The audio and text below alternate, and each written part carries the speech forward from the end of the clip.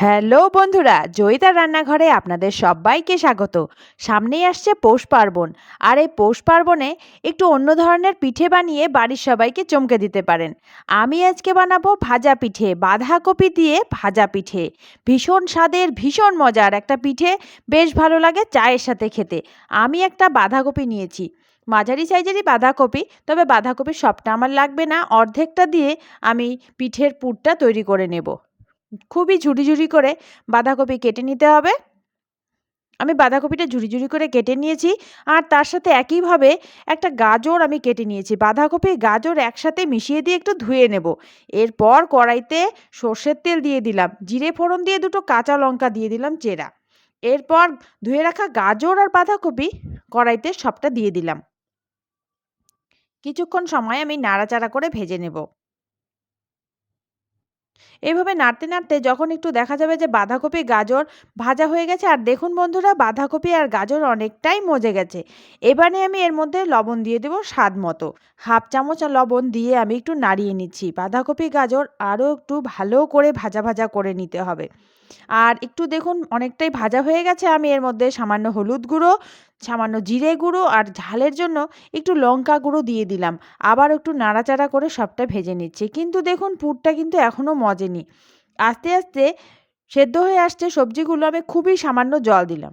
এই জল দেবার পরে এই পুরটা একটু মাখো মাখো হবে আর বেশ ভালো লাগবে। আর পুর যখন পিঠের মধ্যে ভরাবেন তখন আপনাদের সুবিধে হবে। নামানোর আগে আমি সামান্য আদা বাটা দিয়ে দিলাম, তাহলে গন্ধটা সুন্দর আসবে, তার মধ্যে যেহেতু এটা ভাজা পিঠে।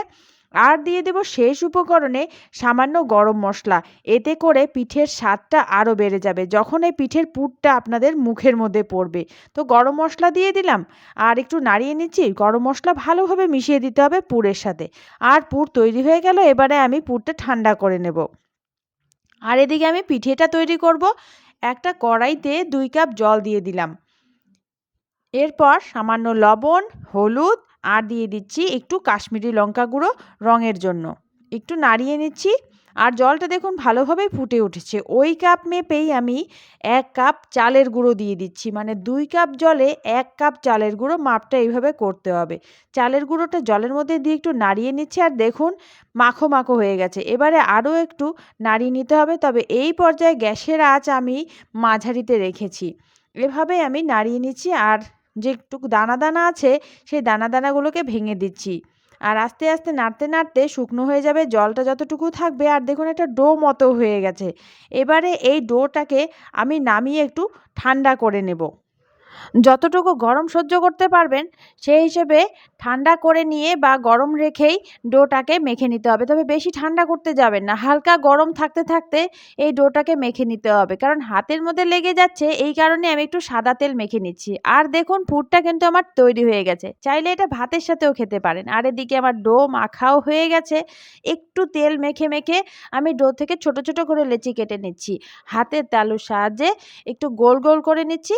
আর এই লেচিটাকে আমি দুধ পুলি আমরা যেভাবে বানাই বা পুলি যেভাবে বানাই, চ্যাপ্টা চ্যাপ্টা করে একটু গোল করে নিয়ে আঙুলের সাহায্যে এর মধ্যেই আমি পুর ভরে দিচ্ছি। আর পিঠেটা দেখতে অনেকটা পুলির মতনই হবে। পুর ভরে দিয়ে মুখটা বন্ধ করে দিচ্ছি। দেখুন এইভাবে হাতের সাহায্যে আমি লম্বা করে, মানে চ্যাপ্টা করে, যেখানে যেখানে ফাঁকা আছে ফাঁকাটা বন্ধ করে দিতে হবে। আর পুলির শেপ দিয়ে নিলাম। আপনারা চাইলে আপনাদের পছন্দের শেপ দিয়ে নিতে পারেন। আমি একইভাবে সবগুলো পিঠে তৈরি করে নিলাম। এরপর সাদা তেলের মধ্যে পিঠেগুলোকে আমি ভেজে নেব মাঝারি আঁচে। কম আঁচে ভাজতে যাবেন না, এতে করে পিঠে কিন্তু আপনার ভেঙে যেতে পারে। মাঝারি আঁচে পিঠেগুলোকে আমি ভেজে নিচ্ছি। একদিক কিছুটা ভাজা হয়ে যাবার পর আমি পিঠেটা উল্টে দিচ্ছি। আর দেখুন বন্ধুরা, পিঠে আমার ভাজা হয়ে গেছে। এটা বেশি লালচে হবে না, কারণ এর মধ্যে হলুদ আর লঙ্কা গুঁড়ো দেওয়া আছে, তাই পিঠের রঙটা ঠিক এরকমই আসবে। তৈরি হয়ে গেল আমাদের আজকের রেসিপি বাঁধাকপি দিয়ে ভাজা পিঠে। তো বন্ধুরা, পৌষ পার্বণে এই পিঠেটা অবশ্যই একবার ট্রাই করে দেখবেন আর আমাকে জানাবেন যে আপনাদের কেমন লেগেছে খেতে। রেসিপি ভালো লাগলে ভিডিওতে লাইক দিয়ে দেবেন, প্রচুর প্রচুর শেয়ার করবেন। নতুন বন্ধু হয়ে থাকলে চ্যানেলটি সাবস্ক্রাইব করার অনুরোধ রইল। আর আমার সাবস্ক্রাইবার বন্ধুদের অসংখ্য ধন্যবাদ। এভাবেই আমার পাশে থাকবেন। সবাই খুব ভালো থাকবেন, সুস্থ থাকবেন। খুব তাড়াতাড়ি চলে আসবো আরও একটা রেসিপি নিয়ে। ধন্যবাদ।